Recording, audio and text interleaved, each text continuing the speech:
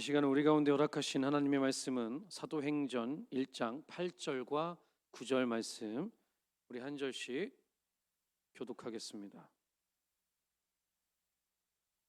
사도행전 1장 8절 9절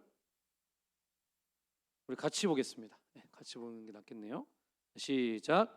오직 성령이 너희에게 임하시면 너희가 권능을 받고 예루살렘과 온 유대와 사마리아와 땅끝까지 이르러 내 증인이 되리라 하시니라.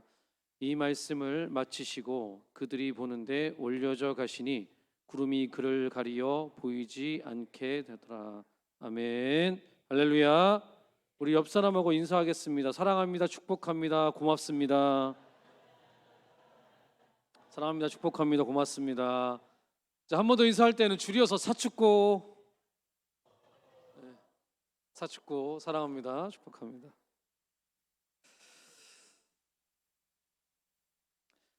사랑하는 성도 여러분, 귀빈 초청 잔치를 앞에 두고 여러분들은 얼마나 주변의 이웃들을 초청하기 위해서 애쓰고 계십니까?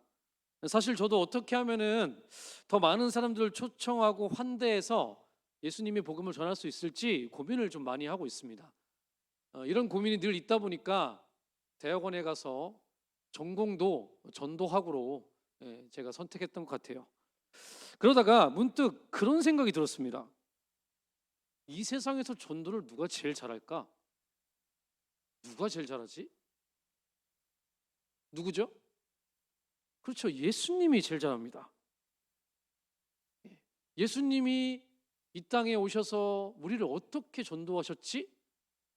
그 생각을 하게 됐습니다. 그래서 세상에 연구된 전도 방법론을 찾기 전에 먼저 예수님께서 이 땅에 오셔서 어떻게 사람들을 전도하셨고 그들의 마음을 어떻게 여셨는지를 알기를 원했습니다. 그래서 오늘은 예수님의 전도 방법 4가지를 함께 살펴보면서 은혜를 나누고, 그리고 우리도 그 전도 방법을 적용해서 많은 영혼들을 초청하고 전도하는 이 시간에 그 큰 은혜가 있기를 간절히 소망합니다. 자, 설교 잘 들으면 여러분 전도 잘할 수 있을 줄 믿습니다. 한번 잘 들어보세요. 예수님께서 사람들에게 천국 복음을 전하기 위해서 제일 먼저 무엇을 하셨을까요? 뭘 했을까요? 예수님의 전도 방법 그 첫 번째, 삶 속에 들어가셨습니다. 예수님은 이 땅에 인간의 몸으로 태어나 주셔서 인간 가족들 틈에서 사셨습니다. 그리고 30세가 되던 해에 본격적으로 공생의 사역을 시작하셨습니다. 이 공생의 사역은 인간들의 삶 속에 직접 들어가서 그들에게 천국 복음을 전하시겠다는 선언과도 같은 것이었습니다. 사실 예수님은 공생의 사역하기 전까지는 복음을 전하지 않으셨어요.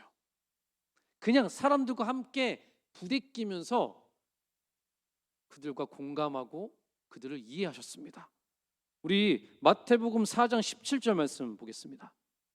시작. 이때부터 예수께서 비로소 전파하여 이르시되 회개하라 천국이 가까이 왔느니라 하시더라. 아멘. 자, 이 말씀처럼 천국 복음을 전하기 시작한 때가 언제냐? 바로 세례 요한이 사역을 하다가 헤롯에게 잡혔잖아요. 그렇죠? 그래서 감옥에 갇혔습니다. 그때 비로소 천국 복음을 전했다, 이 말씀입니다.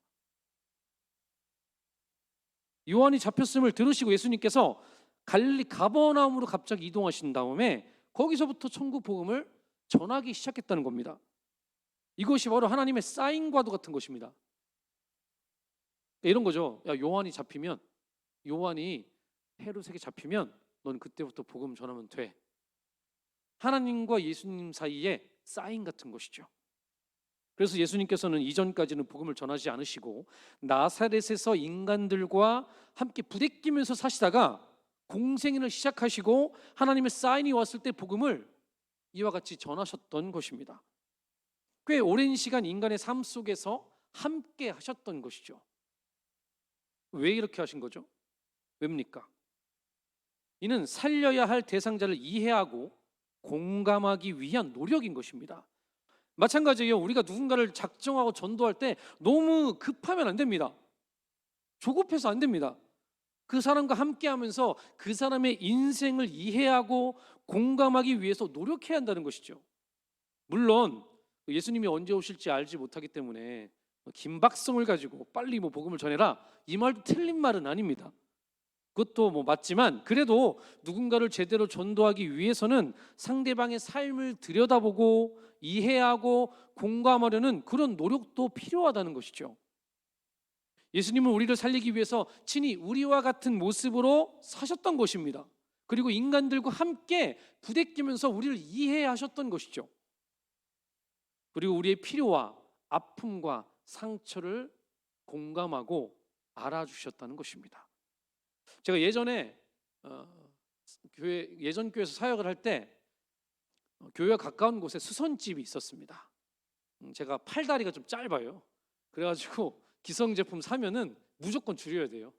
예, 줄여야 돼요. 너무 웃으시네요. 그래서 사면 무조건 줄여야 되니까 늘 수선집에 이제 자주 가는 거예요. 옷 살 때마다. 그리고 제가 조금 이렇게 요즘에 MBTI라고 해서 좀 외향적인 성격을 가지고 있어요. 그러다 보니까 수선집에 이제 옷을 맡기면서 늘 그 수선집 아줌마한테 말을 거는 거예요. 안녕하세요. 또 뵙습니다. 반갑습니다. 말을 걸다가 나중에는 좀 더 가까워져서 제가 뭘 했냐면, 그 맞은편에 수유포가 있었어요. 굉장히 큰 슈퍼예요. 과일도 파는 큰 슈퍼인데 거기 가서 부담스럽지 않게 감 하나, 홍시 하나 이런 식으로 몇 개씩 그냥 갈 때마다 드렸어요. 이거 드시면서 하세요. 힘드시죠? 더울 때는 아이스크림 좀 드시면서 하세요. 그러면서 이제 관계를 쌓기 시작했습니다. 그러다가 화이트데이라고 여러분 아세요? 화이트데이? 그 남자가 여자한테 사탕인가? 초콜릿인가요? 그걸 주는 그런 날이잖아요. 그때 제가 초코 케이크를 사가지고 그분에게 드렸어요. 그랬더니 그분이 자기 평생 살면서 이런 거 처음 받아본다고. 남편한테도 못 받아봤고 아들한테도 못 받아봤는데 목사님한테 받았다고. 그러면서 자기 얘기를 시작하더라고요. 자기 얘기를 하시는데 이분이 저한테 무슨 얘기를 하셨냐면, 사실 자기가 자기 남편이 있는데 손의 위축증에 걸렸다고 합니다. 그 뇌가 이렇게 찌그러지고, 그래서 뇌 기능이 마비되면서 사람이 팔다리도 멈춰지고 마비가 되고 또 말도 어눌해지고, 그러다가 3년에서 5년 정도 되면 거의 사망하게 되는 그런 병입니다. 그러면서 저한테 혹시 목사님 아니세요?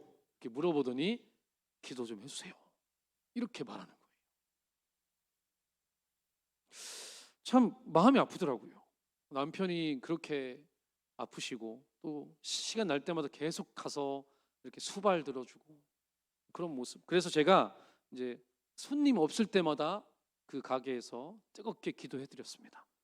그러다가 나중에는 좀 더 가까워져서 병원이 어딘지 좀 물어봐도 되겠습니까? 제가 이렇게 물어봤어요.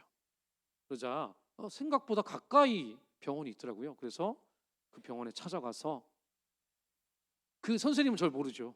처음 뵙는 분인데 누구십니까? 해서 그 어르신 아내분하고 잘 아는 목사라고 제가 안수기도도 해드리고 그렇게 했습니다.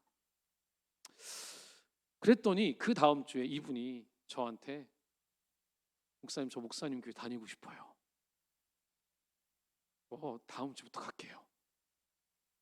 남편분 그 부축하며 목발지고 교회를 오시는 거예요. 열심히 예수 믿고 계십니다.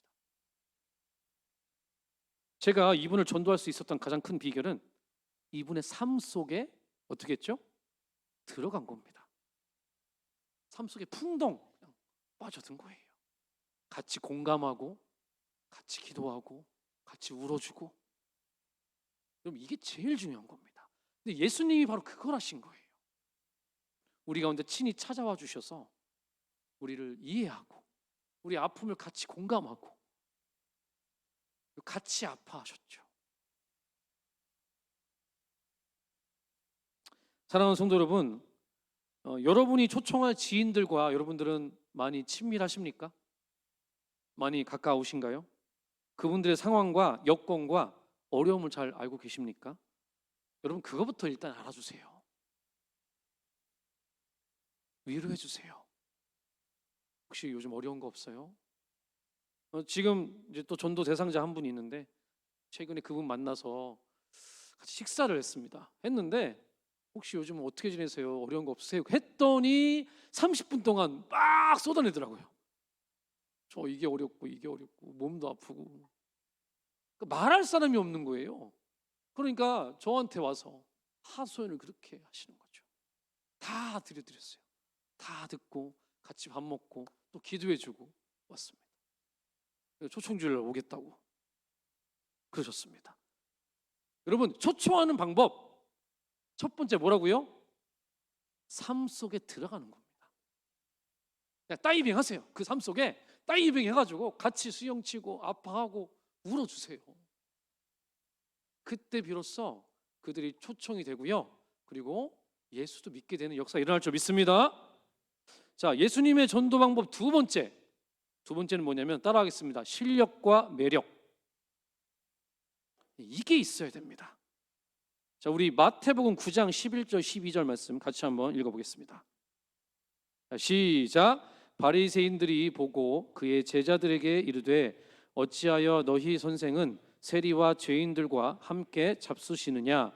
예수께서 들으시고 이르시되 건강한 자에게는 의사가 쓸데없고 병든 자에게야 쓸데있느니라. 아멘. 자, 마태복음 9장 내용을 보면은 예수님께서 세리였던 마태를 제자로 부르시는 장면이 나옵니다. 예수님께서 중풍병자를 고치시고 집으로 돌아가시는데 마태라는 사람이 세관 자리에 앉아 있는 거예요. 그걸 보시고 예수님이 무심코 탁 던지십니다. 시크하게 나를 따르라. 그러시는 거죠.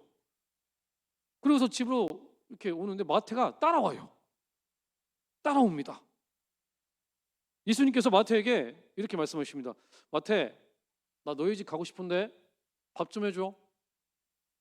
그러자 마태가 너무 좋아서 그냥 밥을 차려주는 게 아니라 잔치를 벌이는 거예요. 그러면서 자기의 친구들 있죠, 세리들, 죄인들을 다 초대합니다. 초대해서 야, 빨리 와. 우리를 그동안 유대인들이 왕따시키고 업신 여겼는데 유대인 중에 어떤 선생님이, 예수라는 선생님이 있는데 그분은 달라. 그분은 우리가 밥을 먹겠대. 야, 우리 같이 하자. 그러면서 막 잔치를 벌이는 겁니다. 그래서 세리들과 죄인들과 예수님과 제자들이 마태 집에서 식사를 합니다. 그런데 그 광경을 본 바리새인들이 예수님의 제자들에게 이렇게 말하는 거예요. 야, 너희 선생님 유대인 아니야?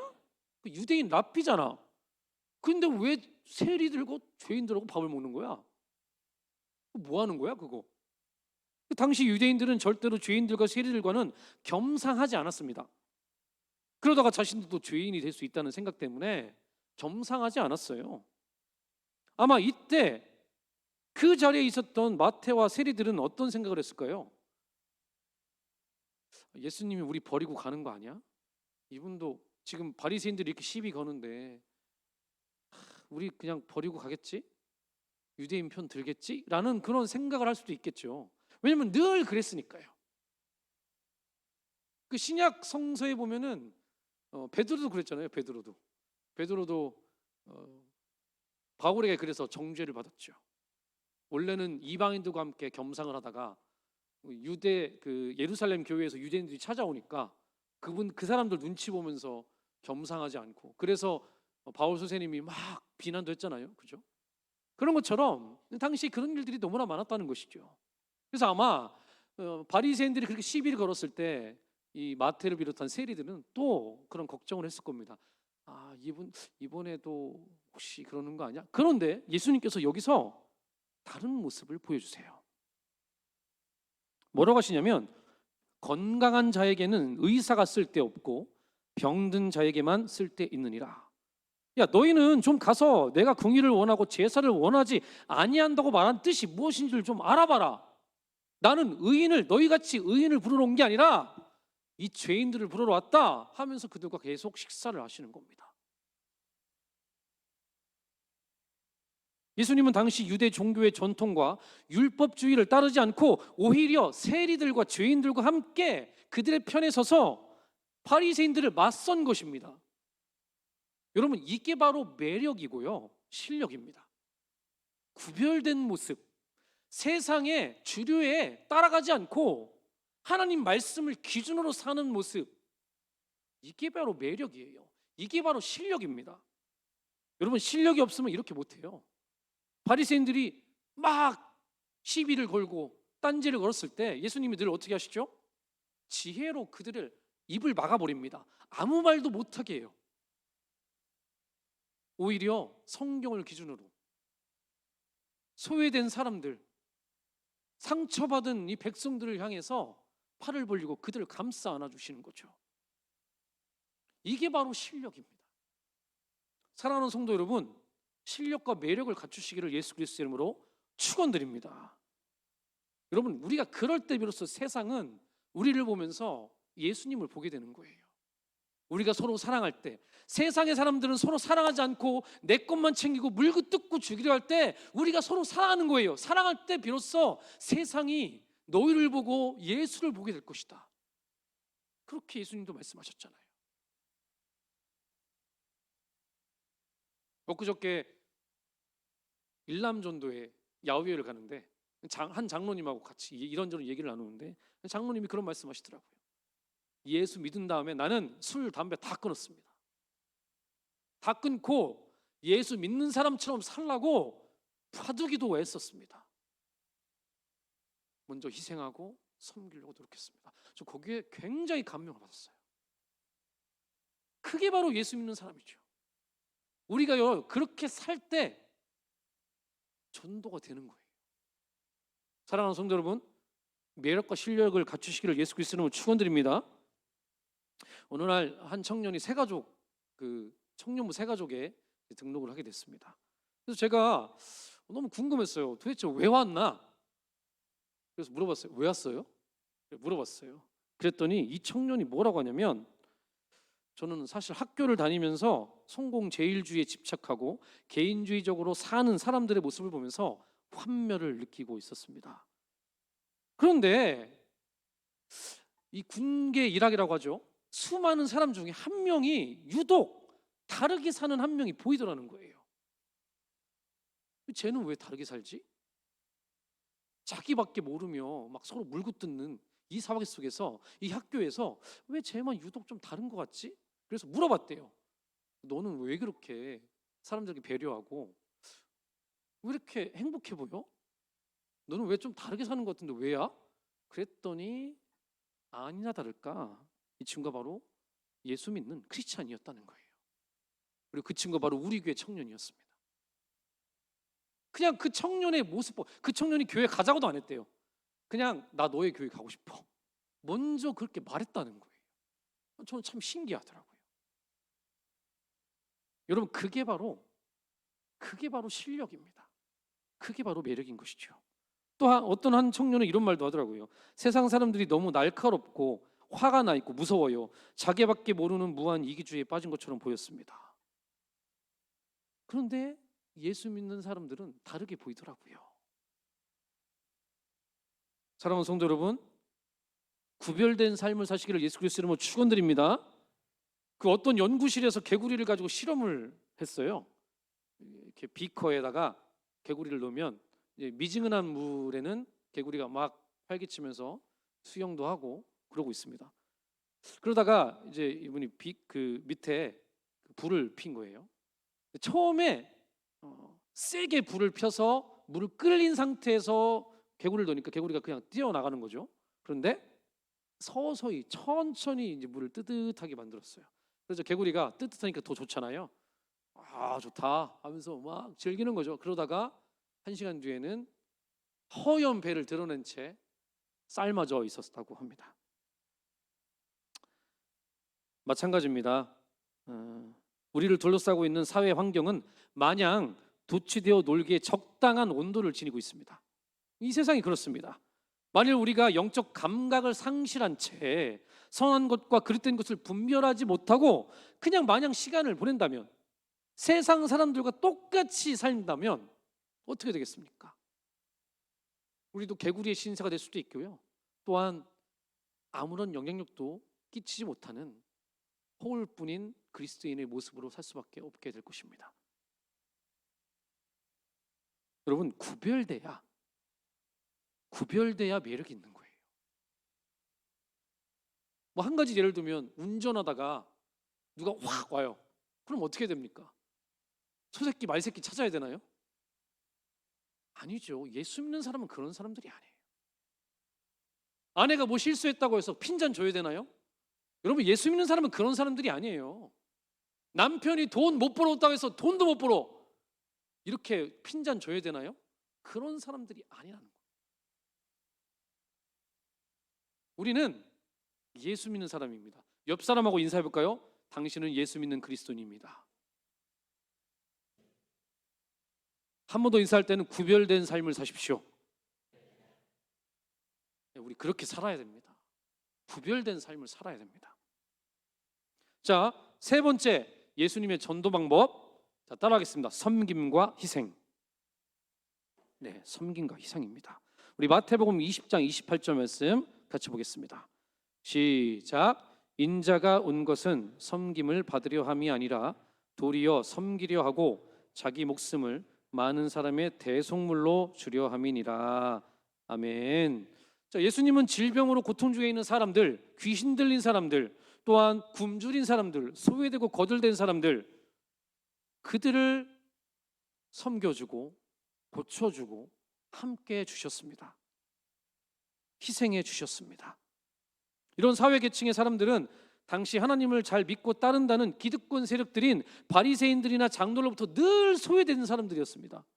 정죄받던 사람들이었어요. 그러나 우리 예수님은 늘 그런 사람들과 함께 해주시는 것이죠. 그리고 그들의 아픔과 상처를 치료해 주시고 감싸 안아주시고 문제를 해결해 주시는 그런 섬김을 보여주셨다는 것이죠. 누가복음 5장을 보면은 예수님께서 한 동네에 계실 때 온몸에 나병이 걸린 사람이 있었어요. 여러분, 나병 걸리면 율법에도 나오죠. 나는 부정하다 하면서 사람들에게 알려야 됩니다. 그런데 이 사람들은 그런 것도 하지 않고 그냥 민폐를 끼치고 있었어요. 예수님이 오셨다니까 그냥 나만 생각하고 막 와가지고 저 좀 살려주세요 그러고 있는 겁니다. 아마 당시 사람들이 이 환자를 피하느라고 바빴을 겁니다. 어휴, 나병 환자다, 저리가 피해 그랬을 겁니다. 그런데 유대인이신 예수님께서 그들 가까이 가는 거예요. 가까이만 가는 게 아닙니다. 나병 환자에게 손을 얹는 겁니다. 여러분, 이거는 당시에 엄청난 일입니다. 있을 수 없는 일이에요. 누가 일부러 그들을 이렇게 만져준다? 있을 수 없어요. 예수님이 그들의 몸에 손을 대시는 거예요. 그리고 그들의 질병을 치료해 주시는 겁니다. 여러분, 이 나병 환자를 고치신 이 성경의 영적 원리가, 영적 교훈이 뭡니까? 영적으로 보면 우리가 나병 환자라는 겁니다. 우리가 나병 환자죠 뭐. 원래 우리는 그런 존재였습니다. 하나님을 알지도 못했고 우상을 숭배했고 영적으로 나병에 걸려서 신음하고 탄식했던 사람들이었죠. 그런 더럽고 병든 우리 가운데 예수님이 오셔서 우리의 마음을 만져주시는 것이죠. 마치 나병 환자에게 손을 얹는 것처럼 우리의 마음을 만져주시고 우리를 회복시켜 주신다는 것이죠. 그게 바로 나병 이 이야기의 교훈이죠. 만약 하나님이 죄를 미워하셔서 죄인된 우리를 그냥 멀리하시기만 하셨다면 어땠을까요? 우리는 아마 멸망했을 것입니다. 그러나 모든 인류를 살리기 위해서 하나님께서 친히 인간의 몸으로 자신의 분신 예수님을 보내셔서 우리를 섬겨주시고 우리의 이 질병을, 이 죽음에 매여 있는 우리를 살리기 위해서 십자가에 못 박혀 돌아가신 것이죠. 그 엄청난 희생이 있었기 때문에 지금까지 수많은 사람들이 예수 믿고 구원받을 수 있었던 것입니다. 물론 이런 희생, 섬김 쉬운 일이 아닙니다. 제가 여러분들 보고 다른 사람들을 위해 좀 죽어요, 십자가 좀 지세요 라고 말하는 것이 아닙니다. 우리가 다 죽어야 되나요 그냥? 그런 말이 아니에요.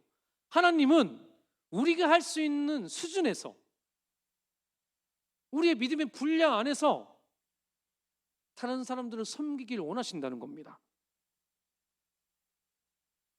가령 여러분들이 매년 초청주일에 지인들을 초대하기 위해서 얼마나 노력하는지 저는 잘 알고 있습니다. 어떤 분들은 경로당 가셔서 그분들 만나 뵙고 또 돈도 쓰고 뭐 대접도 하고, 뭐 또한 어떤 분들은 지인들 만나서 밥도 사고 또 선물도 사주고 그러고 있을 거라고 저는 생각합니다. 그게 바로 이런 희생과 섬김이죠. 그리고 또 때로는 우리가 아쉬운 소리도 해야 되잖아요. 좀 와줘, 와줘. 계속 아쉬운 소리 하면서 그렇게 섬겨주고 있으시죠. 그리고 또한 매주 주민센터 앞에서 파라솔 피고 전도하고 있습니다. 근데 어떤 목사님은 그런 말도 했다고 해요. 아니, 그 복음을 너무 우리가 구걸하는 거 아닌가? 이 귀한 값비싼 값진 이 복음을 우리가 너무 구걸하는 거 아니야? 뭐 물론 그 말도 어느 정도 일리가 있을 수도 있습니다. 그러나 하나님이, 예수님이 우리 가운데 명령하셨잖아요. 복음을 전해라. 때를 얻든지 못 얻든지 만민에게 복음을 선포하라. 우리 주님이 말씀하셨습니다. 그리고 그렇게 열심히 복음을 전했기 때문에 우리나라가 지금 이렇게, 우리도 지금 이렇게 예수를 믿고 천국의 삶을 살 수 있는 거 아닙니까? 만약에 그냥 복음 값비싼 거니까 들을 것 같은 사람만 전하자 그랬다면 이 중에서 예수 안 믿는 사람이 아마 꽤 있을 수도 있겠죠. 그렇지 않겠습니까? 그래서 우리는 그 말을 함부로 하면 안 되는 것 같아요. 오히려 우리는 때를 얻든지 못 얻든지 복음을 전하는 게 맞는 것이죠. 우리의 사명입니다. 하나님이 우리 가운데 인생을 주신 이유가 바로 여기에 있는 겁니다. 내가 주는 생명과 구원을 누리고, 그리고 너도 추구하는 영혼들, 그들 향해 나가서 복음을 전하고 생명을 전하라. 이것이 바로 우리의 인생의 의미라는 것이죠. 여러분, 사람이 죽기 전에 마지막으로 하는 말을 유언이라고 합니다. 그죠? 유언은 그 사람이 후손들에게 삶의 끝자락, 그 마지막 자리에서 가장 중요하게 생각하는 말을 하는 거죠. 그죠? 예수님께서도 이 땅에서 공생애를 마치시고 천국으로 올라가시기 전에 마지막으로 유언처럼 하신 말이 있어요. 자, 같이 한번 읽어보겠습니다. 사도행전 1장 8절 9절. 자, 시작. 오직 성령이 너희에게 임하시면 너희가 권능을 받고 예루살렘과 온 유대와 사마리아와 땅끝까지 이르러 내 증인이 되리라 하시니라. 이 말씀을 마치시고 그들이 보는데 올려져 가시니 구름이 그를 가리어 보이지 않게 하더라. 아멘. 예수님의 유언입니다. 우리의 창조주께서 천국 가시기 전에 우리 가운데 하신 유언입니다. 여러분들이 부모님이 돌아가실 때 유언하는 걸 지키십니까? 안 지키십니까? 지키십니까? 부모님이 하신 유언도 우리는 지키려고 노력합니다. 예수님이 하신 유언 당연히 지켜야죠. 당연히 지켜야죠. 이 말씀 보면은 성령의 권능을 받고 예루살렘과 온 유대와 사마리아와 땅끝까지 이르러 내 증인이 되리라 하셨습니다. 여러분, 증인이 무엇입니까? 증인이 뭐죠? 목격자입니다. 그죠? 근데 뭘 목격한 것을 말하는 거죠? 예수님이 죽으시고 부활하신 것, 그것을 목격한 너희들은 증인이다. 증인으로서 그것을 전해라 말씀하시는 겁니다. 여러분, 이것이 예수님의 뜻이자 하나님의 뜻임을 믿으시기 바랍니다. 그러면 우리는 예수님의 제자로서, 하나님의 자녀로서 그 뜻을 받들어 살아야 하는 것입니다. 하나님이 우리에게 인생을 주신 이유가 바로 여기에 있는 거예요. 그냥 맛있는 거 먹으라, 놀러 다녀라, 물론 이것도 즐기는 것도 우리가 해도 되는 거죠. 그런데 그것을 위해 살라고 주신 게 아니라는 거예요. 내가 너에게 가르쳐 분부한 것을 가르쳐 지키게 하라. 복음을 전하라. 우리 주님이 그렇게 말씀하신다는 것입니다. 자, 말씀을 정리하겠습니다. 예수님의 전도 방법, 제가 지금까지 3가지를 말씀드렸어요. 근데 뭔가 이상하지 않나요? 제가 처음에 몇 가지를 했죠? 저 4가지라고 했죠. 자, 일단 3가지만 먼저 보겠습니다. 첫 번째, 사람들의 삶 속에 들어가셨다고 했었죠. 그죠? 삶 속에 들어가서 그들의 아픔과 상처를 공감하고 이해했다고 했습니다. 두 번째는 실력과 매력, 그렇죠? 실력과 매력적인 모습을 보여주셨습니다. 그리고 세 번째는 그들을 위해 희생하고 섬겨주셨습니다. 자, 그리고 마지막으로 한 가지, 예수님이 무엇을 하셨을까요? 마지막으로 한 것이 뭐냐면, 이게 어떻게 보면 가장 중요한 건데, 예수님께서는 직접적으로 복음을 선포하셨습니다. 말로 전했다는 거예요. 자, 여러분, 하지만 부담 갖지 마십시오. 이번 초청주일에는 여러분 네 번째 거는 안 해도 됩니다. 왜냐하면 우리 신건일 담임 목사님께서 하실 겁니다. 네. 우리는 세 번째까지만 하면 돼요.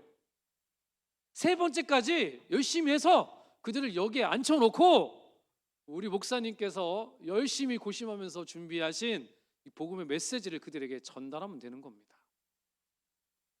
그래서 얼마나 쉬워요. 마지막 거 우리는 안 해도 되잖아요. 그러니까 초청이 쉬운 겁니다. 할 수 있습니다. 안 해서 어려운 거예요. 하면 됩니다. 우리 오전에 구원모 외쳤잖아요. 기억나십니까? 초청은 쉽고 재밌고 됩니다. 다시 한번 해볼까요? 시작. 초청은 쉽고 재밌고 됩니다. 맞습니다. 전도가 아니에요. 제가 말하는 건 전도, 그 사람들을 예수 믿게 하고 그들이 완전 예수님의 제자가 되게 하라, 이게 아닙니다. 기빈 초청잔치는 그런 게 아니에요. 그게 아니라 그들을 초청해서 목사님을 통해서 선포되는 말씀, 이 복음을 듣게 하는 겁니다. 그리고 그들을 환대하는 거예요. 제가 지난주에 환대에 대해서 말씀을 해드렸죠. 그죠? 환대하고 복음을 전해주는 것, 이게 중요한 거예요. 그러면 분명히 그 가운데는 이 복음의 메시지를 듣고 예수를 믿고 영접하게 되는 은혜의 역사, 그 기적이 나타날 줄 믿습니다. 자, 그런데 지금 목사님 여기 계시나요? 안 계시죠? 근데 여러분, 그 목사님 너무 믿지 마세요. 너무 믿지 마세요. 왜냐하면 우리가 믿어야 될 대상은 성령님입니다. 성령이 일하실 거예요. 당연히 목사님은 우리는 신뢰하죠. 그러나 목사님은 사람일 뿐입니다. 목사는 사람일 뿐이에요. 목사는 말씀을 전할 뿐입니다. 그러면 그 다음에 우리가 의지하고 믿어야 할 대상은 누구죠? 성령이 일하시는 거예요. 성령이 일하는 겁니다.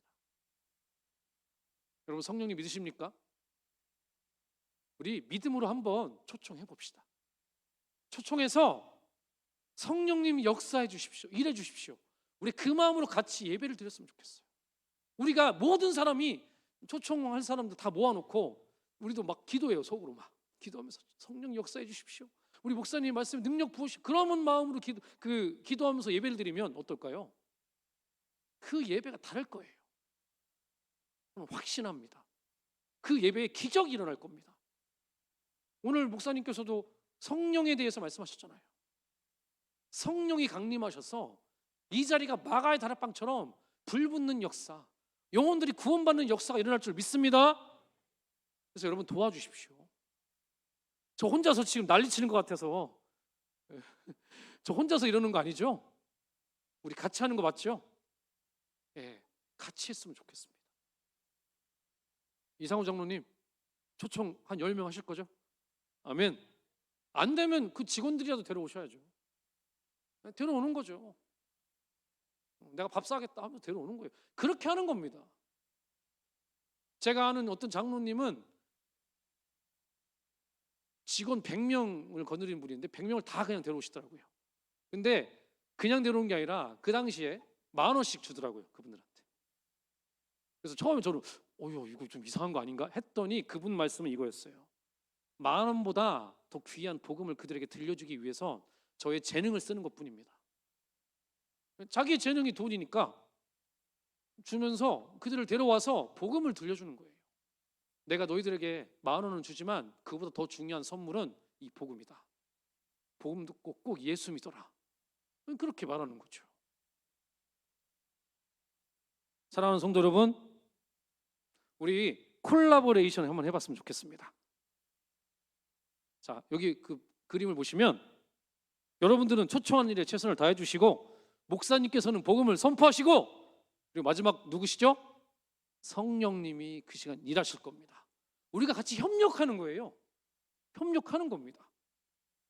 그래서 바울이 그런 말도 했잖아요. 나는 물을 줬다. 근데 하나님이 자라게 하셨다. 그런 것처럼 우리 물 주는 겁니다. 물 주고 그들 인도하고, 그러면 목사님이 말씀 선포하시고 성령께서 역사해 주셔서 많은 영혼들이 구원받는 생명의 축제가 될 줄 믿습니다. 기도하시겠습니다. 사랑하는 주님, 감사드립니다. 오늘 저희들 예수님의 마음을 품고 다시 한번 초청을 다짐했습니다. 세상에 방황하는 영혼들, 죽어가는 영혼들, 그들을 초청해서 이 자리에서 선포되는 복음을 듣게 하고 성령의 역사로 그들이 예수 믿는 은혜의 시간이 되기를 원합니다. 하나님 도와주십시오. 성령님 역사해 주십시오. 그 전에 저희가 먼저 최선을 다해 보겠습니다. 주여, 우리 가운데 열정 주시고 성령의 충만함과 권능과 능력을 부어 주시옵소서. 감사드리며 예수님의 이름으로 기도합니다. 아멘.